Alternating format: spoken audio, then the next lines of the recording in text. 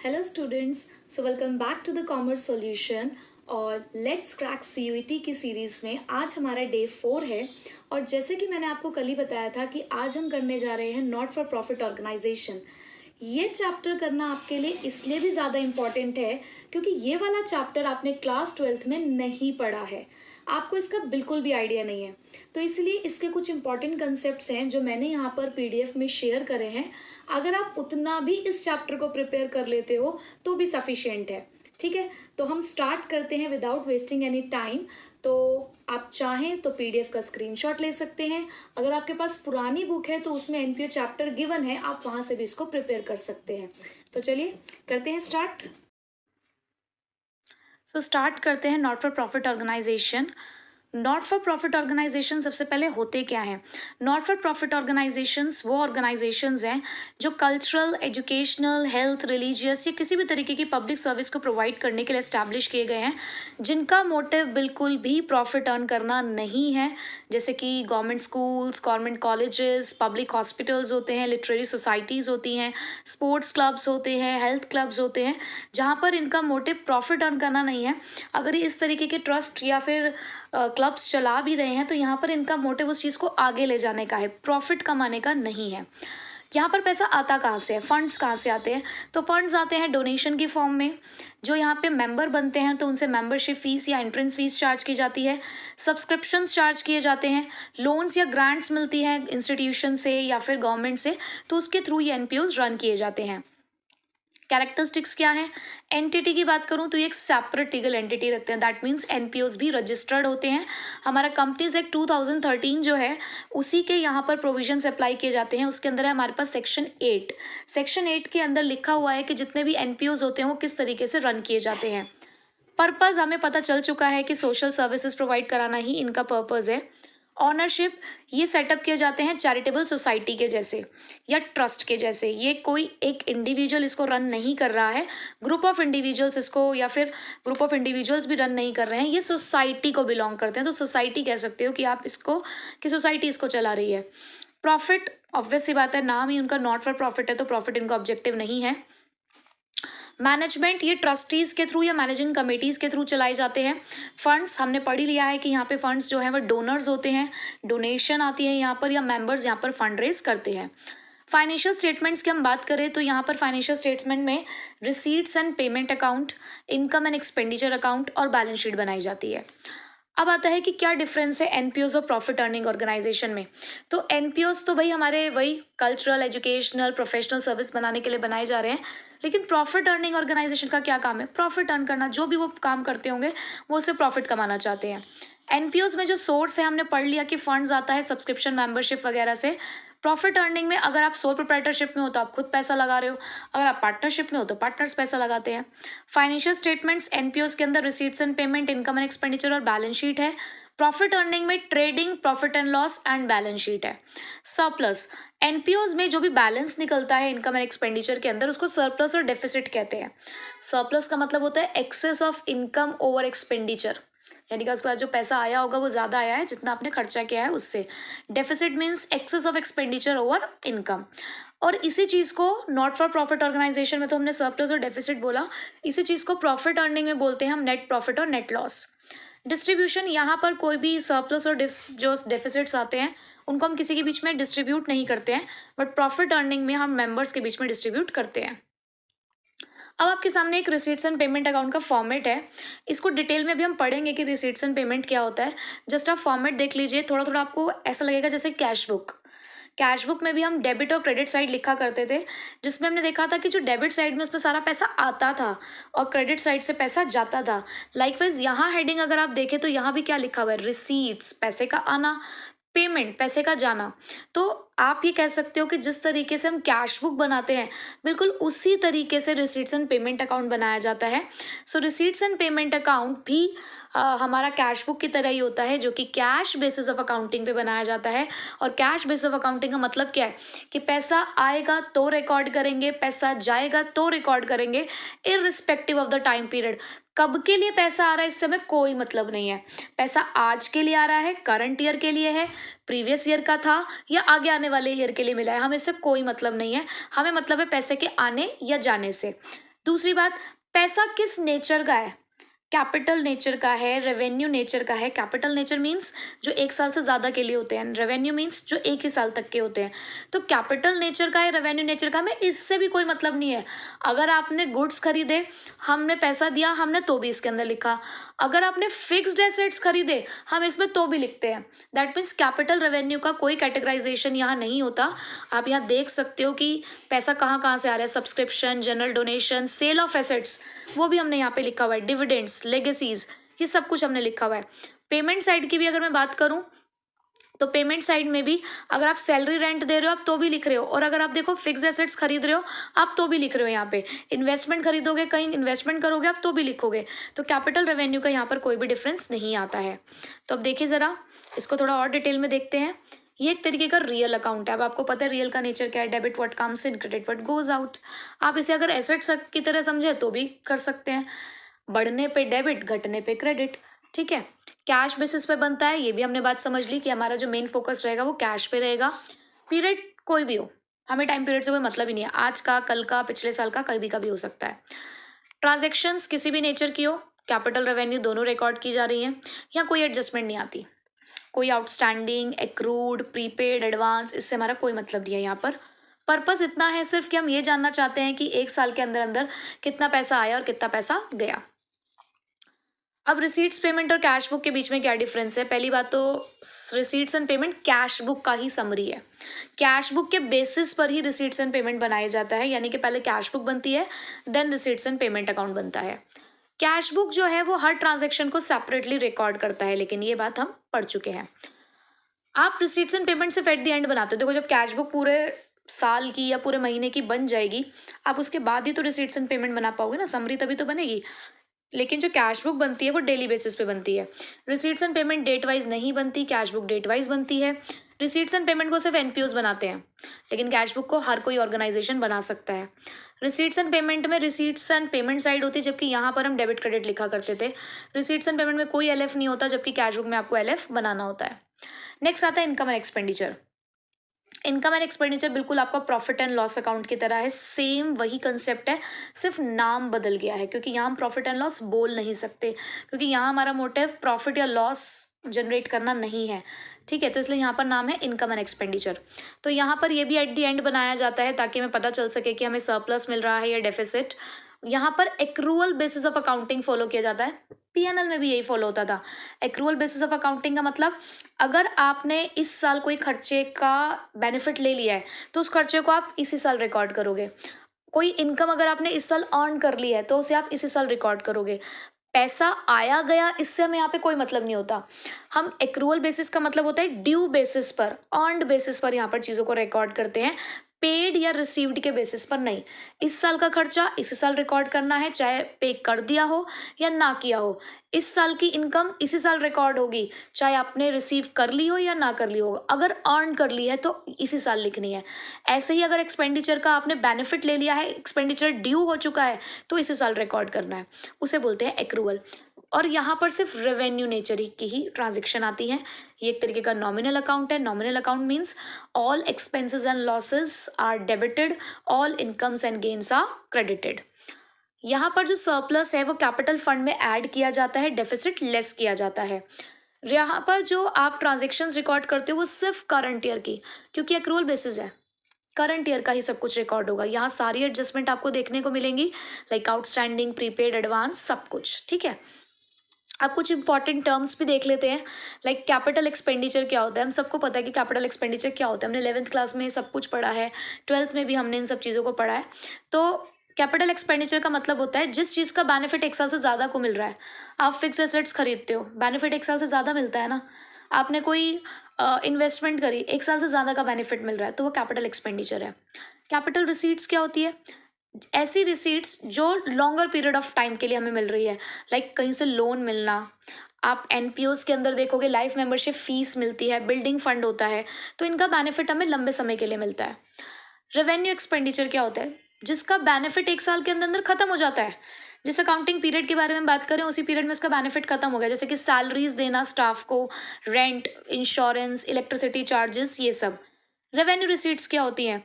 वो रिसीट्स जो हमें 1 साल के अंदर अंदर रिसीव हुई हैं 1 साल की सर्विसेज के लिए, like rent receipt, sale of old newspaper etcetera. अब कौन-कौन सी आइटम हम इनकम एंड एक्सपेंडिचर में नहीं लिखते हैं? वैसे तो अब आपको समझ आ ही चुका होगा, बट फिर भी मैंने एक लिस्ट बना रखी है, आप देख लीजिएगा इसको। Next is differentiate between income and expenditure and profit and loss. Income और एक्सपेंडिचर का मेन पर्पज है just to find out the surplus और डेफिसिट। प्रॉफिट एंड लॉस का to find out the profit और लॉस। इनकम एंड एक्सपेंडिचर को कौन बनाता है? सिर्फ NPOs. Profit and loss business enterprises बनाती हैं सभी तरीके की। इनकम एंड एक्सपेंडिचर बनाया जाता है may be from trial balance और from receipts and payment. Profit and loss trial balance और अदर इन्फॉर्मेशन से ही बनाया जाता है। इनकम एंड एक्सपेंडिचर का बैलेंस सरप्लस और डेफिसिट कहलाता है, जबकि प्रॉफिट एंड लॉस का net profit and net loss. ये अब आपके सामने इनकम एंड एक्सपेंडिचर का पूरा फॉर्मेट है, जिसमें आप देख सकते हो जैसे प्रॉफिट एंड लॉस में हम कुछ खर्चे वगैरह जैसे लिखा करते थे और क्रेडिट साइड में सारी इनकम लिखा करते थे, बिल्कुल वैसा ही सब कुछ है। लास्ट का जो बैलेंस है देखो, अगर इधर डिफरेंस आता तो आप उसे क्या लिखते थे? आप उसे लिखते थे नेट प्रॉफिट, यहाँ उसी चीज़ को हम लिखते हैं सरप्लस। इधर आता था आप लिखते थे नेट लॉस, यहाँ उसी चीज़ को लिखते हैं डेफिसिट। कोई खास डिफरेंस नहीं है। अब रिसीट्स एंड पेमेंट और इनकम एंड एक्सपेंडिचर का डिफरेंस कुछ खास नहीं है, इसको आप एक बार खुद ही रीड कर लीजिएगा। बच्चों आप ये नोट्स अगर आपको चाहिए आप स्क्रीनशॉट लेते रहिए साथ साथ, ठीक है। उसके बाद आता है फंड बेस्ड अकाउंटिंग। ये मैं आपको ऑलरेडी पढ़ा चुकी हूँ, एक सेपरेट वीडियो बनाई हुई है मैंने फंड बेस्ड अकाउंटिंग के लिए, कि 2 तरीके के फंड होते हैं, रिस्ट्रिक्टेड और अनरिस्ट्रिक्टेड। रिस्ट्रिक्टेड जिनका यूसेज फिक्स्ड है कि इसी पर्पस के लिए इस्तेमाल कर सकते हो, अनरिस्ट्रिक्टेड आप किसी भी पर्पस के लिए इस्तेमाल कर सकते हो। दोनों ही लाइबिलिटीज़ हैं, दोनों ही बैलेंस शीट में आती है, बस दोनों का अकाउंटिंग ट्रीटमेंट अलग है, जिसके लिए आप प्लीज़ जाकर अगर आपको देखना है तो फंड बेस्ड अकाउंटिंग वाली वीडियो देख सकते हो। अदर कुछ डेफिनेशंस भी हैं जैसे कि एंडोमेंट फंड। एंडोमेंट फंड क्या होता है? जनरली एंडोमेंट फंड का मतलब होता है कि हमने कहीं पर एक पर्टिकुलर इन्वेस्टमेंट करी, ठीक है, उस इन्वेस्टमेंट से हमें कोई इनकम जनरेट हो रही है। अब हम कहते हैं कि ये जो इनकम है ये हम डोनेट करना चाहते हैं, इस इनकम को हमें डोनेट करना है और इस इनकम का इस्तेमाल सिर्फ इसी पर्पज़ के लिए किया जाएगा। हमने एक स्पेसिफाइड पर्पज़ बता दिया है, तो उसे बोलते हैं endowment fund. Endowment fund generally arise होता है तब जब हम किसी की डेथ के बाद कुछ करना चाहते हैं उसके नाम पर, या फिर उसका कोई सपोज करो कोई बेनिफिशियरी रह गया है, उसके पीछे कोई नॉमिनी रह गया है, कोई उसका उत्तराधिकारी है, या जो भी है जिसके लिए हम ये करना चाहते हैं। तो मेन मोटिव ये है कि एंडोमेंट फंड पहली बात तो आफ्टर डेथ किया जाता है, किसी भी पर्सन की डोनेशन है जो आफ्टर डेथ दी जाती है। और यहाँ पर जो हमने इन्वेस्टमेंट करी हम वो डोनेट नहीं कर रहे हैं, उस इन्वेस्टमेंट से होने वाली इनकम को हम इस्तेमाल करना चाहते हैं, ठीक है। एन्यूटी फंड क्या होते हैं?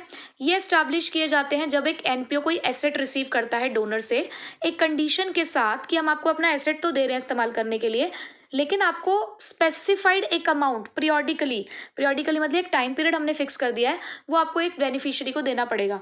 जैसे कि मैंने अपना एक रूम किसी को, किसी मंदिर में या किसी आश्रम में, जैसे हमने कोई एक रूम बनवा दिया, हमने कहा आप इस रूम को इस्तेमाल कर सकते हो, आपको रेंट पे देना या जो भी, मतलब आप इसका इस्तेमाल कर सकते हो, बट इससे होने वाली इनकम, या इनकम ना कहूँ, मैं कहूँ कि आपको ना 5,000 रुपये जो है, ये एक बेनिफिशियरी है मेरा, आपको इसे 5,000 रुपये देने पड़ेंगे इस रूम को इस्तेमाल करने के बदले में। तो इस तरीके की चीज़ जहाँ पर हम फिक्स पीरियड ऑफ अमाउंट किसी को पे करने के लिए कहते हैं अपने किसी एसेट के रिटर्न में, तो उसे एन्यूटी फंड कहते हैं। यहाँ तक तो हमने थियोरेटिकली पढ़ लिया सब कुछ। अब स्टार्ट होता है कि आपको बहुत सारी चीज़ें एनपीओ के अंदर देखने को मिलेंगी, तो उनका अकाउंटिंग ट्रीटमेंट क्या होता है, कौन सी चीज़ कहाँ कहाँ यहाँ पर रिप्रेजेंट की जाती है, वो सब चीज़ें। और है क्वेश्चन ऐसे भी आपके पेपर में जहाँ पर आपसे पूछा जाएगा कि एडमिशन फ़ीस कहाँ आती है, डोनेशन कहाँ लिखते हैं, लेगेसीज कहाँ लिखते हैं, तो आपको पता होना चाहिए। तो इसके लिए मैं ये भी आपको एक्सप्लेन करती हुई चल रही हूँ। जैसे कि पहला है एंट्रेंस फीस और एडमिशन फ़ीस। ये एक रेवेन्यू रिसीट है जो इनकम एंड एक्सपेंडिचर के इनकम साइड में शो की जाती है, बट कई बार क्वेश्चन कह देता है कि it has to be capitalised. अब कैपिटलाइज्ड की बात हो गई है तो कैपिटल नेचर की सारी चीज़ें बैलेंस शीट में आती हैं। रेवेन्यू नेचर की आपकी चीज़ें सारी इनकम एंड एक्सपेंडिचर में आएंगी और कैपिटल नेचर की सारी चीज़ें आपकी बैलेंस शीट में। Life membership fees life time के लिए, यानी कि 1 साल से ज़्यादा का पीरियड है, ऑब्वियस ही बात है कैपिटल नेचर का है तो बैलेंस शीट में आएगा। अब क्योंकि रिसीट है, ये मिलने वाली चीज़ है, तो किस साइड में आएगी? Liability side of balance sheet.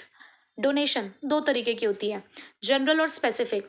अगर जनरल डोनेशन है, जनरल मतलब यूसेज फिक्स नहीं है, तो इनकम एंड एक्सपेंडिचर में डाल दो, इनकम साइड में।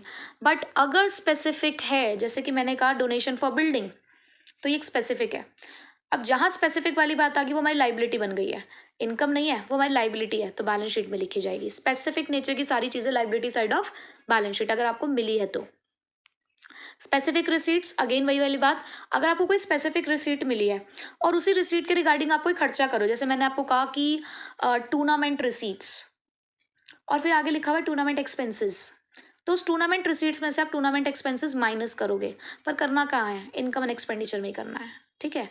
उसके बाद लेगेसीज, लेगेसीज का मतलब क्या होता है, लेगेसीज का मतलब होता है कि जब किसी के विल के अंदर कोई जो अपने विरासत जो छोड़कर जाता है कोई, उसे हम लेगेसीज कहते हैं। विरासत यानी कि जिसके आगे पीछे कोई नहीं है, कोई लीगल रिप्रेजेंटेटिव नहीं है, तो उसका पैसा अगर डोनेट कर दिया गया है किसी ट्रस्ट या किसी चैरिटी में, तो उसको लेगेसी कहते हैं। लेगेसी मतलब सीधे सीधे एक विरासत। तो ये भी दो तरीके की होती है, जनरल और स्पेसिफिक। अगर जनरल है तो इनकम एंड एक्सपेंडिचर में इनकम साइड में आएगा, स्पेसिफिक हो गई है तो liability side of balance sheet में आएगा। ग्रांट, जनरली जो ग्रांट होती है अगर वो आपकी स्पेसिफिक नेचर की है, कैपिटल रिसीट मानी जाएगी, liability side of balance sheet में आएगी। आप कोई स्पोर्ट्स मटेरियल बेचते हो या कोई एसेट बेचते हो तो वो कहाँ आएगा, sale of used sports material, मैं कहूँगी आप इसे स्पोर्ट्स इक्विपमेंट भी कह सकते हो, ठीक है। वैसे मटेरियल ना करके आप इसे इक्विपमेंट भी कर सकते हो, क्योंकि इक्विपमेंट मतलब एसेट है। मटेरियल कई बार क्या होता है कि हमारे गुड्स भी होते हैं। अगर हमारा एक स्पोर्ट्स क्लब है तो हमने अगर कोई स्पोर्ट्स मटेरियल अगर हम बेच रहे हैं या उसका इस्तेमाल कर रहे हैं तो कहीं ना कहीं वो हमारे लिए गुड्स का काम करता है, तो गुड्स वाली चीज़ें फिर हम अलग तरीके से डील करते हैं। तो अगर आपके पास कोई ओल्ड एसेट्स है या कोई स्पोर्ट्स मटेरियल है तो उस पर हुआ profit income and expenditure side में, इनकम साइड में, लॉस हुआ है तो expenditure side of income and expenditure. कोई न्यूज़पेपर वगैरह खरीदा बेचा है तो नॉर्मल सी चीज़ है ना, तो इनकम एंड एक्सपेंडिचर साइड की इनकम में सेल लिखते हैं ना, परचेज को एक्सपेंडिचर साइड में। सब्सक्रिप्शन, मैंने सब्सक्रिप्शन को प्रैक्टिकली समझाया है, इंपॉर्टेंट है, प्रैक्टिकल क्वेश्चन आएगा आपका सब्सक्रिप्शन के ऊपर, तो उसके लिए भी मैंने वीडियो बनाई हुई है, आप चाहो तो देख सकते हो। 2 ही डाली हैं, 3 डालनी थी, तीसरी अभी भी पेंडिंग में है, कहेंगे तो डालूंगी, नहीं कहेंगे तो नहीं डालूंगी ठीक है। तो सब्सक्रिप्शन आप वहाँ से जाके देख सकते हैं। तो ये भी एक तरीके की रेवेन्यू रिसीट्स है जो इनकम साइड में आती है बैलेंस शीट के, बट कई बार आउटस्टैंडिंग सब्सक्रिप्शन भी दे रखा होता है, एडवांस सब्सक्रिप्शन भी दे रखा होता है। तो अगर आउटस्टैंडिंग सब्सक्रिप्शन है तो हमारे लिए एसेट है, एसेट साइड में लिखना, एडवांस सब्सक्रिप्शन को लाइबिलिटी साइड में लिखना। Honorarium and the other revenue receipts, अभी होता क्या है, देखो क्या होता है कि किसी को सैलरी देना, ये होता है कि वो बंदा हमारे यहाँ पर जुड़ा हुआ है ऑलरेडी, इसलिए हम उसको सैलरी देते हैं।